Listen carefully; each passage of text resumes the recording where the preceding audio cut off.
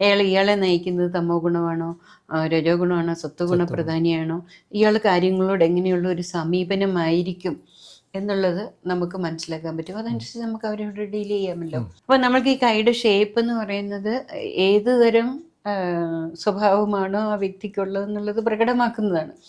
പിന്നെ ഈ തമ്പിന്റെ ഷേപ്പാണ് ഏറ്റവും മുഖ്യമായിട്ടുള്ളത്. അതായത് അത് നമ്മുടെ ബ്രെയിനുമായിട്ട് ഡയറക്റ്റ് നമ്മൾ എങ്ങനെ പ്രവർത്തിക്കുന്നു എന്നുള്ളതുമായിട്ട് ബന്ധപ്പെട്ടതാണ്. ചൊവ്വ എന്ന് പറയുന്ന ഗ്രഹമാണത് തമ്പിനെ കാണിക്കുന്നത്. ഇവിടെ നമ്മുടെ ശിരസ് മുതൽ പാദം വരെ ഗ്രഹങ്ങളുടെ സ്വാധീനമുണ്ട്. അത് നമുക്ക് ആ രീതിയിൽ ലക്ഷണശാസ്ത്രം വെച്ചിട്ട് നമുക്ക് മനസ്സിലാക്കാൻ പറ്റും.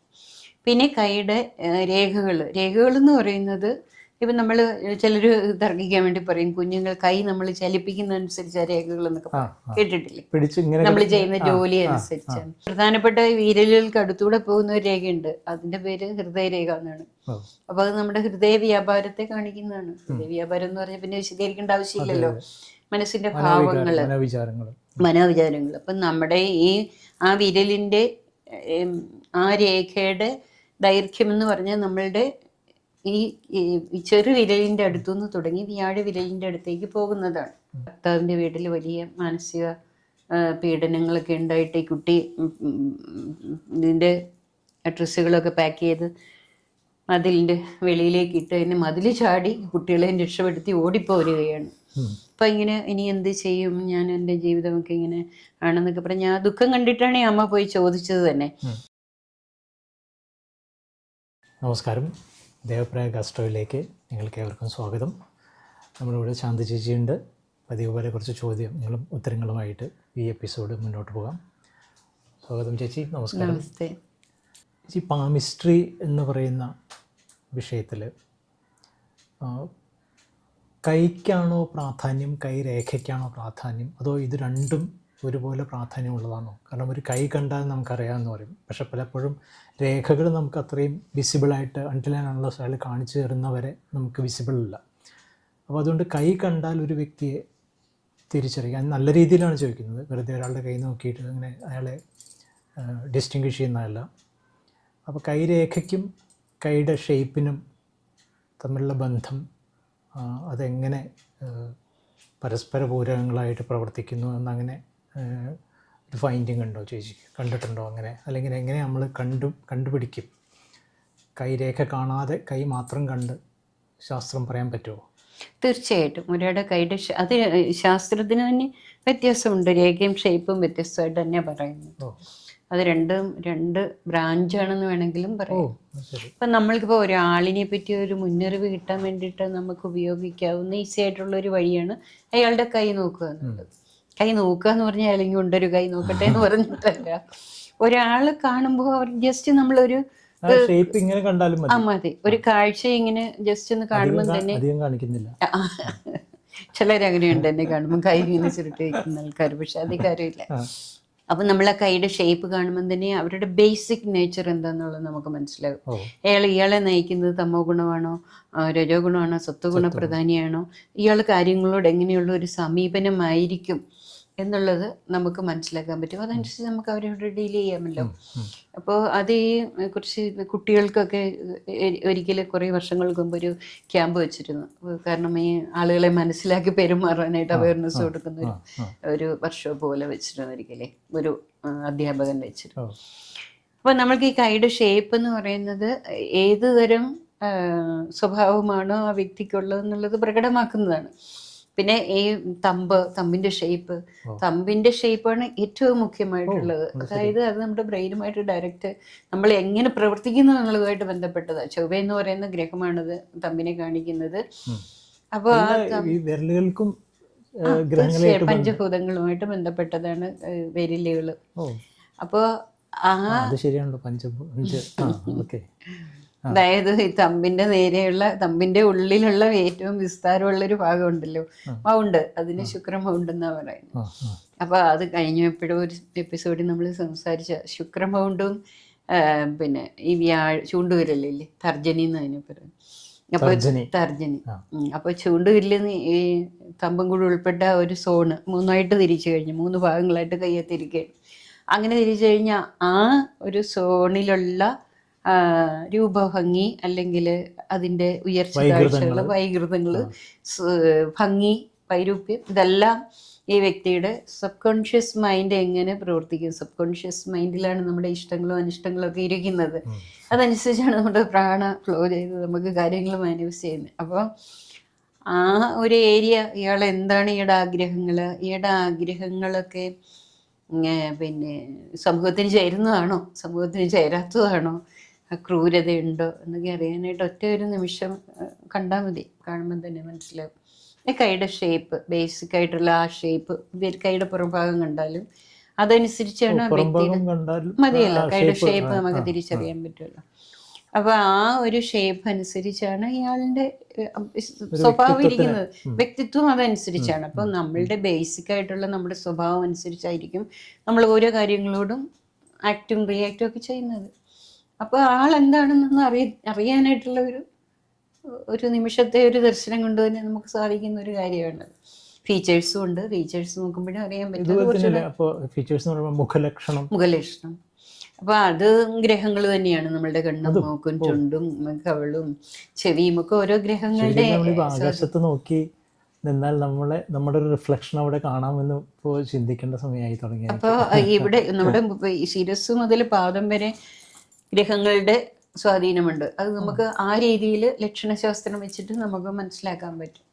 പിന്നെ കൈയുടെ രേഖകൾ എന്ന് പറയുന്നത്, ഇപ്പം നമ്മൾ ചിലർ തർക്കിക്കാൻ വേണ്ടി പറയും, കുഞ്ഞുങ്ങൾ കൈ നമ്മൾ ചലിപ്പിക്കുന്നതനുസരിച്ച് ആ രേഖകൾ എന്നൊക്കെ കേട്ടിട്ടില്ലേ? നമ്മൾ ചെയ്യുന്ന ജോലി അനുസരിച്ചാണ്.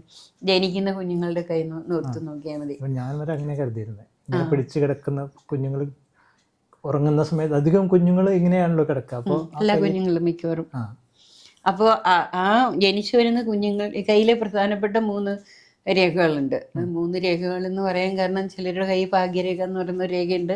അത് മിക്കവരുടെയും കയ്യിൽ ചിലപ്പോൾ ഉണ്ടാവില്ല. അപ്പൊ അവർക്കൊരു വിഷമം വരും, അയ്യോ എൻ്റെ കയ്യിൽ അതില്ലല്ലോ. ഭാഗ്യരേഖ, ഫേറ്റ് ലൈൻ എന്ന് പറയും. അപ്പൊ പ്രധാനപ്പെട്ട വിരലുകൾക്ക് അടുത്തൂടെ പോകുന്ന ഒരു രേഖയുണ്ട്, അതിന്റെ പേര് ഹൃദയരേഖ എന്നാണ്. അപ്പൊ അത് നമ്മുടെ ഹൃദയ വ്യാപാരത്തെ കാണിക്കുന്നതാണ്. ഹൃദയ വ്യാപാരം എന്ന് പറഞ്ഞാൽ പിന്നെ വിശദീകരിക്കേണ്ട ആവശ്യമില്ലല്ലോ. മനസ്സിന്റെ ഭാവങ്ങള്, മനോവിചാരങ്ങൾ. അപ്പം നമ്മുടെ ആ വിരലിന്റെ ആ രേഖയുടെ ദൈർഘ്യം എന്ന് പറഞ്ഞാൽ നമ്മളുടെ ഈ ചെറുവിരലിന്റെ അടുത്തുനിന്ന് തുടങ്ങി വ്യാഴവിരലിന്റെ അടുത്തേക്ക് പോകുന്നതാണ്. ചൂണ്ടുവിരൽ, തർജനി. ചെറിയ വിരലിന്റെ അടുത്ത് തുടങ്ങിയിട്ട് ചൂണ്ടുവിരലിന്റെ അടുത്തേക്ക് കനിഷ്ഠിക. ബുധനാണ് ചെറുവിരൽ. മറ്റേത് വ്യാഴത്തെയാണ് കാണിക്കുന്നത്. ഈ ചെറുവിരലിന്റെ ഏരിയ എന്ന് പറയുന്നത് നമ്മുടെ ഭൂമി തത്വത്തെ കാണിക്കുന്നതാണ്. നമ്മളായിരിക്കുന്ന ഒരു സോളിഡ് ഫോമായിട്ട് ഭൂമിയിൽ ജാതമായ ഒരു ശരീരമുണ്ടല്ലോ, അതിലിരിക്കുന്ന മനസ്സിനെ പറ്റിയാണ് പറയുന്നത്. അതിലിരിക്കുന്ന മനസ്സിന്റെ ഗതി എന്ന് പറയുന്നത് ആകാശ എലമെന്റിലേക്ക് പോകുക എന്നുള്ളതാണ്. അതായത് നമ്മുടെ മനസ്സ് വ്യാപരിച്ചുകൊണ്ടിരിക്കുന്ന ഭൗതികതയിൽ നിന്നും തീർത്തും ഭൗതികമായിട്ടുള്ള ഭൂമി തത്വത്തിൽ നിന്ന് അത് നേരെ ആകാശ തത്വത്തിലേക്ക് ഉയരുക എന്നുള്ളതാണ് മാനസിക വ്യാപാരത്തിന്റെ ലക്ഷ്യം. മനസ്സിന്റെ ഘടനയുടെ വ്യത്യാസം. ഇപ്പോൾ ഒരാള് റിഫൈൻഡ് ആകുക, ഒരാള് നമ്മളതിന് ഏത് വാക്കും പറയും, സ്പിരിച്വലാകുക, ഫിലോസഫിക്കലാകുക, എന്തായാലും അയാൾ ആകാശ തത്വത്തിലേക്ക് വ്യാപരിക്കുക എന്നുള്ളതാണ്. ആകാശത്തിൽ കയറി പോകുക എന്നല്ല, മനസ്സ് ആ സാത്വിക ഭാവത്തിലേക്ക് പോവുക എന്നുള്ളത്. അപ്പൊ ഈ ഹൃദയരേഖയുടെ നീളം അത് എവിടെ നിൽക്കുന്നു എന്നുള്ളതനുസരിച്ച് അയാളുടെ മനസ്സിന്റെ ആഗ്രഹങ്ങളെ പറ്റി നമുക്കറിയാം. അത് നേരെ ശനിയുടെ താഴെ വന്ന് നിൽക്കുകയാണെങ്കിൽ അയാൾ വളരെ മെറ്റീരിയലിസ്റ്റിക് ആയിരിക്കും. അയാൾക്ക് യാതൊരു വൈകാരിക സംവേദനങ്ങളും ഉള്ള ആളായിരിക്കത്തില്ല. സ്വന്തം കാര്യം, സെൽഫിഷ്, അത് മാത്രം, അയാളുടെ സുഖങ്ങളെ പറ്റി മാത്രം അയാൾ ചിന്തിക്കുന്നുണ്ടാവും. നമ്മൾ പറയത്തില്ലേ, ഒരു സംവേദനക്ഷമത കുറവുള്ള. അപ്പോൾ അതാ രേഖ നമ്മൾ കാണുകയാണെങ്കിൽ മനസ്സിലാകും. അങ്ങനെ മനസ്സിൻ്റെ കാര്യങ്ങൾ, പിന്നെ ഹൃദയത്തിൻ്റെ ആരോഗ്യം, അങ്ങനെ ഒരുപാട് കാര്യങ്ങൾ ആ രേഖകൾ കൊണ്ട് പറയും. അതിൻ്റെ നേരെ താഴെയുള്ള ഹൊറിസോണ്ടലായിട്ടുള്ള രേഖയാണ് ബുദ്ധിയുടെ, ബ്രെയിനിൻ്റെ പ്രവർത്തനത്തെ കാണിക്കുന്നത് ബുദ്ധിരേഖ എന്ന് പറയും. അതായത് ലോജിക്കൽ മൈൻഡ്, അയാളുടെ ബുദ്ധിയുടെ വിശേഷം അനുസരിച്ചാണല്ലോ ബുദ്ധി എങ്ങനെ പ്രവർത്തിക്കണം, എങ്ങനെ വേണമെന്നുള്ളത് തീരുമാനിക്കും. ബുദ്ധി ആവാതിരിക്കാൻ ഉണ്ടാവണം. ബുദ്ധി പ്രോപ്പറായിട്ടാണോ പ്രവർത്തിക്കുന്നത് അത് കണ്ടാൽ നമുക്ക് മനസ്സിലാകും. അതുപോലെ ആയുർവേദ എന്ന് പറയുന്ന ആയുസിനെ മാത്രമൊന്നും കാണിക്കുന്നതല്ല, അയാളുടെ ജീവിതത്തിന്റെ വൈറ്റാലിറ്റിയെ കാണിക്കുന്നത്. പ്രവർത്തന ഊർജ്ജസ്വലത, അപ്പോൾ ഈ 3 രേഖകളും ജനിക്കുന്ന കുട്ടികളുടെ കയ്യിൽ നോക്കിയാൽ നേരിയ വ്യത്യാസത്തോട് തന്നെയാണ് ഉള്ളത്. ബേസിക്കലി ഇയാളുടെ നേച്ചർ എന്താണോ അത് അതിൽ പ്രകടമായിരിക്കും ജനിക്കുമ്പോൾ തന്നെ. പക്ഷെ ആ കുഞ്ഞ് വളരുമ്പോൾ അത് വളരുമ്പോഴും നല്ല മാറ്റം വരില്ല. അങ്ങനെ മാറിക്കൊണ്ടിരിക്കില്ല. ചെറിയ ചെറിയ വ്യത്യാസങ്ങൾ വരും. ഇപ്പോൾ നമ്മളൊരു എത്രമാത്രം മനസ്സുകൊണ്ട് നമ്മൾ ഉയർച്ചയിൽ എത്തുന്നു അതനുസരിച്ച് ആ ഹൃദയരേഖയുടെ അഗ്രഭാഗം ആ ഒരു പോയിന്റിലേക്കായിരിക്കും അത് വളർന്നു വരിക. അതൊക്കെ സംഭവിക്കും. പക്ഷെ ബേസിക് നേച്ചർ മിക്കവാറും അവിടെ തന്നെ ഉള്ളതായിരിക്കും. നമ്മൾ എപ്പോഴും വളരെ ഈസി ആയിട്ട് നോക്കാവുന്ന ഒരു കാര്യമാണ്. അതെ, അതാണ് വളരെ എളുപ്പമാണ്. ഒരു പേഴ്സൺ, അതിനെപ്പറ്റി അറിയാത്തൊരു വ്യക്തിക്ക് കൈ വെറുതെ നോക്കിയിരിക്കും. ചേച്ചി കൈ നോക്കിയെന്ന് പറഞ്ഞാൽ ആ മനുഷ്യനെ റീഡ് ചെയ്യണം.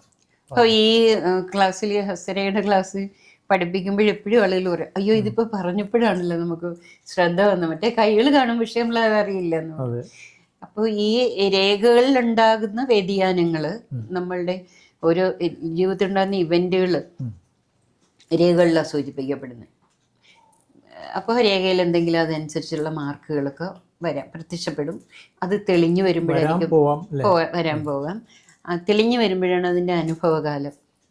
തെളിഞ്ഞു വരുമ്പോൾ പിന്നെ അതുകൊണ്ട് ഫോം ചെയ്ത് തെളിഞ്ഞു വരാൻ സമയമെടുക്കും. അപ്പോഴേക്കും അതിന്റെ ആ ഒരു ഇതിലേക്ക് നമ്മൾ എത്തുള്ളൂ. പിന്നെ ഈ മൗണ്ടുകൾ ഉണ്ടല്ലോ, മൗണ്ടുകളുടെ ഉയർച്ച താഴ്ചകളൊക്കെ തത്കാലം സംഭവിക്കുന്ന കാര്യങ്ങൾ. ഇപ്പം നമ്മളൊരു വളരെ പോസിറ്റീവായിട്ടുള്ള ഒരു സ്ഥലത്തേക്ക് പോയിക്കോളും, നമ്മുടെ കയ്യിൽ വ്യത്യാസം ഉണ്ടാകും, കളർ വ്യത്യാസം ഉണ്ടാകും, മൗണ്ടുകൾക്ക് നേരിയ വ്യത്യാസം ഉണ്ടാകും. നമ്മൾ നമ്മൾക്കൊരു ബുദ്ധിമുട്ടുണ്ടാകുന്ന ഒരു സംഭവം വരികയാണെങ്കിൽ അതിന് മുമ്പ് തന്നെ നമ്മുടെ കയ്യിൽ കളറിനൊരു വളരെ ചെറിയ വ്യത്യാസം ഉണ്ടാകും. മൗണ്ടുകൾക്ക് ചിലപ്പോൾ കുറച്ചൊരു ഡൾനെസ് ഉണ്ടാകും. അങ്ങനെ കണ്ടും മനസ്സിലാക്കാനായിട്ട് നമ്മൾക്ക് വളരെ എളുപ്പമുള്ള ഒരു കാര്യമാണ്. ഈ ജ്യോതിഷമാണെങ്കിൽ നമ്മളതെല്ലാം സിസ്റ്റമാറ്റിക് ആയിട്ട് കാൽക്കുലേറ്റ് ചെയ്യണം. പിന്നെ മാത്രമല്ല ഒരാൾ അവരുടെ ഡേറ്റും ടൈമൊക്കെ നമുക്ക് തരണം. അപ്പോൾ അങ്ങനെ ജ്യോതിഷം അതെല്ലാം കാൽക്കുലേറ്റ് ചെയ്തിട്ടാണ് മനസ്സിലാക്കുന്നത്. ഇതെന്ന് പറയുമ്പോൾ കൈ കാണുമ്പോൾ തന്നെ നമുക്ക് അവരെ പറ്റിയുള്ള ഒരു ഉൾക്കാഴ്ച നമുക്ക് ധാരണ കിട്ടും. ധാരണയനുസരിച്ച് നമുക്ക് അവരോട് പെരുമാറാൻ പറ്റും. അതറിയുന്നവർക്കേ പറ്റുള്ളൂ. അപ്പൊ നമ്മൾക്ക് പിന്നെ വേറൊരു കാര്യം കൂടിയുണ്ട്, അവരോട് നമുക്ക് കൂടുതൽ ദേഷ്യമോ വൈരാഗ്യമോ ഒന്നും തോന്നേണ്ട ആവശ്യമില്ല. അവരുടെ കൈ അങ്ങനെയാണ്, അതുകൊണ്ടാണെന്ന് പറയാം. അപ്പോൾ ഒരു പോയിന്റ് ചോദ്യമല്ലേ, മനസ്സിന്റെ ചിന്തകളും ആ വ്യക്തിയിൽ നല്ല ചിന്തകൾ ഉരുത്തിരിഞ്ഞു വരുന്നതിനനുസരിച്ച് രേഖകൾക്ക് മാറ്റം വരുന്നില്ലേ? അപ്പോൾ നല്ല ചിന്തകൾ ഉരുത്തിരിഞ്ഞു വരണമെങ്കിൽ അതിനൊരു യോഗം വേണം. സമയബന്ധിതമായിട്ടാണ് അത് വരിക. അവിടെയും കുഴക്കുന്ന ഒരു പ്രശ്നമുണ്ട്.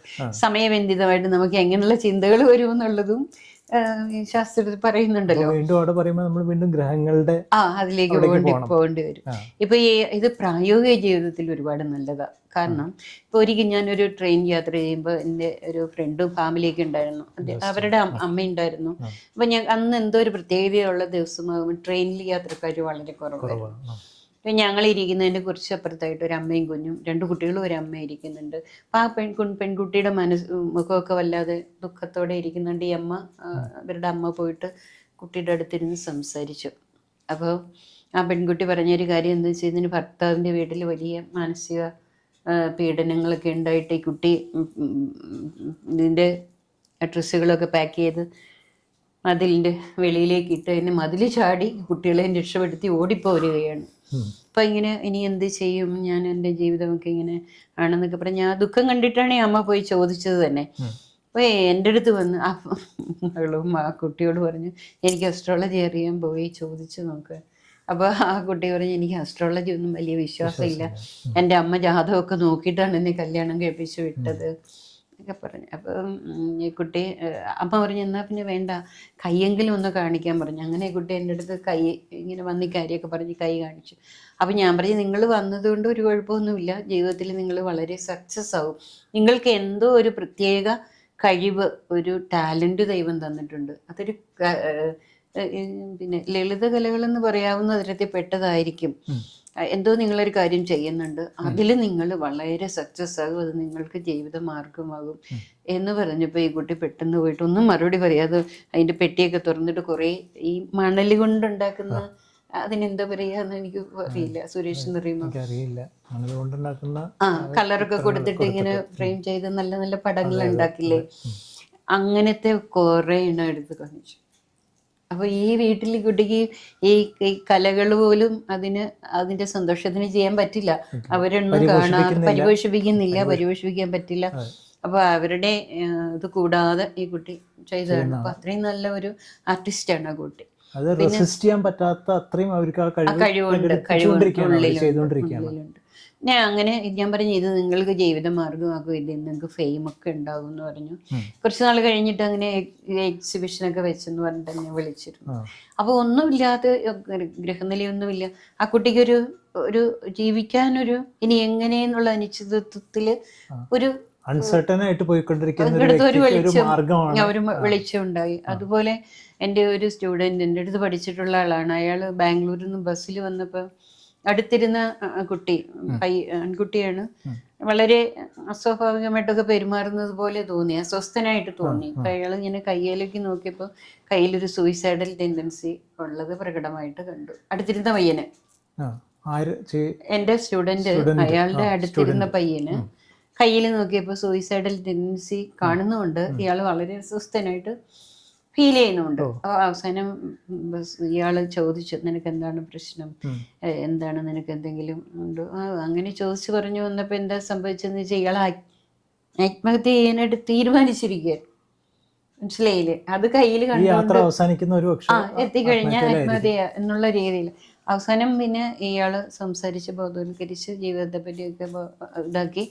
അപ്പോൾ തന്നെ രാത്രിയിൽ എന്നെ വിളിച്ചു പറഞ്ഞു, ഇതാ ഇങ്ങനെ ഒരാളെ കണ്ടു, ഇങ്ങനെ അയാൾക്ക് ഇതൊരു ആത്മഹത്യ ചെയ്യണമെന്നൊരു തീരുമാനത്തിലായിരുന്നു. ഞാൻ സംസാരിച്ച അയാൾക്ക് വേണ്ട ഹെൽപ്പൊക്കെ ചെയ്തു കൊടുക്കാമെന്ന് പറഞ്ഞു. നന്നായിരിക്കുന്നു എന്നൊക്കെ പറഞ്ഞു. അപ്പം അങ്ങനെ നമുക്ക് ഒന്നുമില്ല, നമ്മൾ ചുമ്മാതെ ലോകത്തോട്ട് ഇറങ്ങി സഞ്ചരിച്ചാലും ഒരാളെ നമ്മൾക്ക് സഹായിക്കാൻ പറ്റുന്ന ഒരു ശാസ്ത്രമാണ് ഈ ഹസ്തരേഖ എന്ന് പറയുന്നത്. അത് രേഖകൾ കൃത്യമായിട്ട് കാണണമെന്നില്ല. ഇതുപോലുള്ള കാര്യങ്ങളൊക്കെ കൈയുടെ ആവശ്യം കാണണം നമ്മൾ.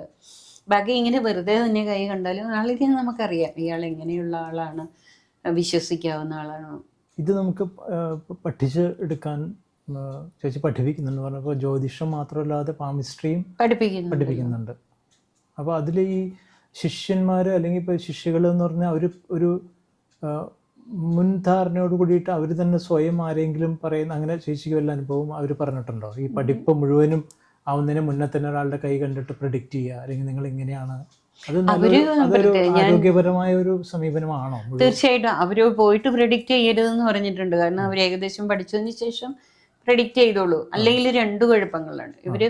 അപ്പൊ ഈ പ്രത്യേകതകളെല്ലാം എല്ലാവരും നോട്ട് ചെയ്യും. എന്നിട്ട് ക്ലാസ്സിൽ വന്ന് പറയും ഇങ്ങനെ ഒരു കൈ കണ്ടു, പറ്റുന്നതാണെങ്കിൽ കൈയുടെ ഫോട്ടോ എടുത്തിട്ട് വരും. ഇപ്പൊ നമ്മളിപ്പോ പഠിക്കുന്ന ഒരാളായിട്ട് ഒരാളോട് പ്രെഡിക്റ്റ് ചെയ്യുമ്പോൾ അവര് ചിലപ്പോ ഇവര് അല്ലല്ല മുറിവുകൾ ഇത് നെഗറ്റീവ് കാര്യങ്ങൾ അങ്ങനെ പറയരുതെന്ന് ഞാൻ പറഞ്ഞിട്ടുണ്ട്. പോസിറ്റീവ് ആണെങ്കിൽ പോലും നമ്മളിപ്പോ പറയുമ്പോൾ ഈ സുരേഷിനോട് ഞാനിപ്പോ ഒരു കാര്യം പറഞ്ഞു, സുരേഷ് ഇത് അങ്ങനെ അല്ല എന്നങ്ങ് തർക്കിച്ചാലോ? മനസ്സിലായില്ലേ? അപ്പൊ ഇവർക്ക് ഇത് ശരിയല്ല എന്നുള്ള ഒരു തോന്നൽ വരും. അങ്ങനെയുണ്ട്. ഇപ്പൊ ഒരിക്കലേ വളരെ പണ്ട് എൻ്റെ അടുത്ത് ഒരു ആള് പഠിച്ചിരുന്നു. അദ്ദേഹം എല്ലാ ദിവസവും ഒരാളുടെ കൈ നോക്കും. എല്ലാ ദിവസവും ഉച്ചയ്ക്ക് ഓഫീസിൽ ലഞ്ച് ബ്രേക്കിന്. എന്നിട്ട് ക്ലാസ്സിൽ വരുമ്പോൾ അതിന് ഓഫ്ലൈൻ ക്ലാസ് ആയിരുന്നു പറയും. അപ്പൊ അദ്ദേഹം അദ്ദേഹം ഉയർന്ന ഒരു ഔദ്യോഗിക പദവി വഹിക്കുന്ന ആളാണ്. അദ്ദേഹത്തിന് ഒരു ഒഫീഷ്യൽ മീറ്റിന് പോയപ്പോൾ ഒരാളെ കണ്ടു. അയാളുടെ കൈയൊക്കെ നോക്കി ഫലങ്ങളൊക്കെ പറഞ്ഞു. അദ്ദേഹം എത്ര കുട്ടികളാണ്? 2 കുട്ടികളാണ്. അപ്പൊ സാറ് പറഞ്ഞു അങ്ങനെയല്ല, 2 അല്ലല്ലോ 3 കുട്ടികളാണല്ലോ കാണുന്നത്. എനിക്ക് 2 കുട്ടികളേ ഉള്ളെന്ന് പറഞ്ഞു പോയിട്ട് വേറെ കുറെ കാര്യങ്ങൾ പറഞ്ഞു. അദ്ദേഹം കാറിൽ കയറി പോകാനായിട്ട് പുറപ്പെട്ടതിന് ശേഷം സാറിനെ അടുത്ത് വിളിച്ചിട്ട് പറഞ്ഞു, സാറ് പറഞ്ഞു ശരിയാ, എനിക്ക് 3 കുട്ടികളുണ്ടെന്ന്. ഇയാൾക്ക് ഏതോ ഒരു രഹസ്യ ഭാര്യയും കുട്ടിയുണ്ട്. മനസ്സിലായില്ലേ? അപ്പൊ അങ്ങനെ പറയുന്ന ആൾക്കാരും ഉണ്ട്. ചിലത് അറിയാൻ പറ്റും. അതേപോലെ ഈ നിത്യസാധന ചെയ്യുന്ന ആളുകൾ അവരുടെ കയ്യിൽ ചില രേഖകളുണ്ടാവും.